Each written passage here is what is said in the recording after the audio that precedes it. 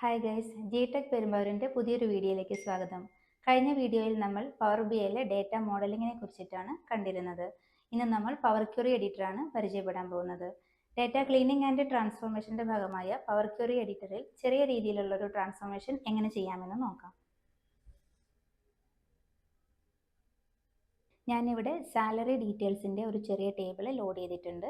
ഇതിലെനിക്ക് സാലറിയുടെ average കാണണം. ഞാൻ അതിനു വേണ്ടി ഒരു കാർഡ് വിഷ്വൽ പ്ലേസ് ചെയ്തു. അതിൽ സാലറി ഫീൽഡ് സെലക്ട് ചെയ്തിട്ടുണ്ട്. ഇവിടെ ഞാൻ ആവറേജ് കാണാനായിട്ട് ഓപ്ഷൻ സെലക്ട് ചെയ്യുമ്പോൾ അങ്ങനെ ഒരു ഓപ്ഷൻ എനിക്ക് കിട്ടുന്നില്ല. കാരണം സാലറി ഒരു ഡേറ്റ ഫോർമാറ്റ് തെറ്റായിട്ടാണ് വന്നിരിക്കുന്നത്. നമുക്കത് കറക്റ്റ് ഫോർമാറ്റിലേക്ക് ചേഞ്ച് ചെയ്യുന്നതിന് ട്രാൻസ്ഫോം ഡേറ്റ ക്ലിക്ക് ചെയ്ത് ട്രാൻസ്ഫോം ഡേറ്റ എടുക്കുക. പവർ ക്വറി എഡിറ്ററിൽ നമുക്ക് സാലറി ഫീൽഡ് കാണാൻ സാധിക്കും. അത് ടെക്സ്റ്റ് ഫീൽഡായിട്ടാണ് വന്നിരിക്കുന്നത്. ആ ABC ക്ലിക്ക് ചെയ്ത് കഴിഞ്ഞാൽ നമുക്കത് വോൾ നമ്പറായിട്ട് മാറ്റാം.